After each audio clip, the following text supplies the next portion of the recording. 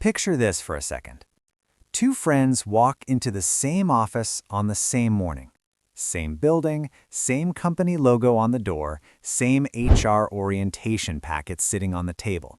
They're the same age, they graduated from the same college, they even live in the same city and start their first real job on the exact same day. Their starting salary? Exactly the same. Benefits? Identical. They both sit in the same meeting where the HR manager talks about retirement accounts and health insurance and something called a 401k that most people in their 20s politely nod at while secretly having absolutely no idea what it means. You've probably been in a moment like that, right? Someone starts talking about retirement and investing and your brain sort of drifts off because retirement feels like something that belongs to a completely different version of you, a much older version, like future you's problem. And honestly, that's where most people are at the beginning of their careers. You're thinking about rent, maybe student loans, groceries, trying to save enough to go on a trip once in a while. Retirement feels about as urgent as planning your 70th birthday party, which is funny because the decisions people make during those early years quietly shape the rest of their financial life. And I spend a lot of time thinking about that. My name is Tim, and I spend way too much time thinking about money, human behavior, and why two people who start in almost identical situations can end up living completely different financial lives 30 or 40 years later, like these two friends. Because here's the strange part of this story. One of them retires at 45. The other one is still working at 67 and wondering where all the time went. Same starting point. Completely different ending. So what happened in between? Did one of them get incredibly lucky? Did one of them suddenly become a stock market genius? Did something dramatic change their lives? Not really. In fact, the difference between them is almost painfully ordinary. Small decisions, tiny habits, little moments where one person did something slightly different from the other. And those tiny differences compounded for decades. That's what we're going to talk about today. Because if you look closely at stories like this, you start noticing something interesting. Wealth rarely comes from one giant decision. It usually grows out of hundreds of quiet ones. And once you see those patterns, you can't really unsee them. So let's go back to the beginning. Our two friends, let's call them Alex and Daniel, start their first job together at 23. Same salary, $55,000 a year, which, when you're 23, feels like an unbelievable amount of money. Suddenly, you're not living on ramen noodles anymore. You can actually go to restaurants, maybe upgrade from the ancient laptop you've been using since sophomore year. And that first year of income, it's exciting. Both Alex and Daniel celebrate their first paycheck. They both buy a few things they've been wanting for years. Maybe a nicer phone, some decent furniture, clothes that actually fit like adult clothes. Totally normal. But there's one tiny moment early on that quietly changes the trajectory of their lives. The 401k enrollment form. You know the one. HR sends it around, there's a company match, something like, we'll match 50% of contributions up to 6% of your salary. Which, if you translate HR language into normal human language, basically means, hey, if you put some money into this retirement account, we'll give you free money. Free money. And yet, a surprising number of people ignore it. Now, Alex signs up right away. Not because he's some financial genius. Honestly, he barely understands how investing works, but he thinks, well, free money sounds good. So he checks the box, 6% contribution. It comes straight out of his paycheck before he even sees it. Daniel, on the other hand, hesitates. He's thinking about his rent, his student loan payment, the fact that his friends are planning a trip to Miami. And he tells himself something a lot of people say in their early 20s. I'll start later. Just not right now. Right now, money feels tight. And this is where something subtle happens. Alex adjusts to slightly smaller paychecks.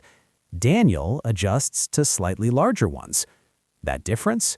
About $275 per month. Not life-changing, Barely noticeable, honestly. But that tiny habit quietly starts compounding in the background. Because while Daniel's money sits in his checking account, Alex's money is being invested. And here's the weird thing about investing. At first, it feels like nothing is happening. You check the account, maybe it's grown a little, maybe it's down a little. Nothing dramatic. Kind of boring, actually. But time is the ingredient people underestimate. Compounding is like planting a tree. For years, it looks unimpressive, and then suddenly, it's enormous. Now, fast forward about 5 years. Alex and Daniel are both doing well in their careers. They've gotten promotions. Their salaries are now around $80,000, which is where a lot of people start experiencing something called lifestyle inflation. It sounds fancy, but basically it means this. The more money you make, the more money you spend. Your apartment gets nicer, your car gets newer, your vacations get a little more elaborate. And none of it feels extravagant, it just feels normal. This is where Alex and Daniel start making slightly different choices again. Daniel celebrates his promotion by upgrading his car. Nothing ridiculous, just a brand new SUV. Monthly payment, $620, which he can afford. But here's the thing about car payments. They don't just cost money, they absorb future raises. Every time Daniel's income increases, that extra money quietly flows toward the car payment, insurance, maintenance, gas. Meanwhile, Alex is still driving the same used car he bought 3 years earlier. It's not glamorous. Occasionally it makes a weird noise when he starts it, but it works. Instead of upgrading his lifestyle right away, Alex increases his investment contributions. Now he's investing 15% of his income. And again, it doesn't feel dramatic. His life still looks pretty normal. Same restaurants, same apartment, same weekend plans. But under the surface, something powerful is happening. His investment account is starting to grow faster than his contributions. That's when people begin to understand compounding. The moment when your money starts earning more money than you're adding. It's like your investments have quietly hired employees. Employees that never sleep, never complain, and work 24 hours a day. Here's something interesting about humans. We are unbelievably bad at valuing the future. Psychologists call it present bias. Basically, our brains love rewards right now and struggle to care about rewards decades away. Which explains why a $4 latte today feels totally reasonable.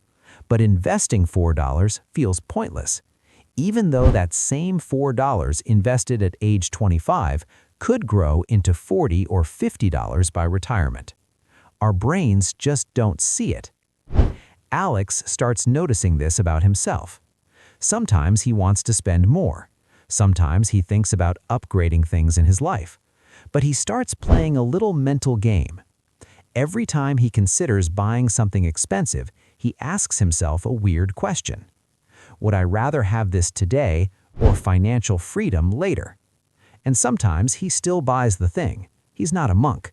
But that question slowly rewires his behavior. Daniel, meanwhile, is living a perfectly normal life. Nice apartment, car payment, vacations, new phone every few years, nothing crazy. And that's the trap. Because most financial struggles don't come from outrageous spending. They come from normal spending repeated for decades. It's the quiet consistency that matters. Around age 35, something surprising happens. Alex checks his investment account one afternoon, honestly just out of curiosity, and he realizes something that makes him stare at the screen for a second. His portfolio has crossed $500,000, $500,000, which sounds absurd when you remember where he started. But what shocks him even more is this. That year, his investments grew by about $60,000, which is more than he contributed. His money made more money than his job did. That's the turning point, the moment when compounding stops being theoretical and starts feeling real. Daniel, on the other hand, is still planning to start investing seriously. He has a retirement account, he contributes sometimes, but life keeps happening. Kids, mortgage, home repairs. There's always something more urgent than investing. And again, that's normal. This isn't a story about irresponsible spending. Daniel is doing what most people do, living life, paying bills, trying to keep up. But the math of compounding rewards the people who start early more than the people who start big. Time matters more than intensity. By their early 40s, Alex and Daniel's lives look surprisingly similar from the outside. Both have good careers. Both have families. Both go on vacations. But underneath the surface, something very different is happening. Alex's investment portfolio is now approaching $2 million, which means something interesting. He doesn't actually need his job anymore.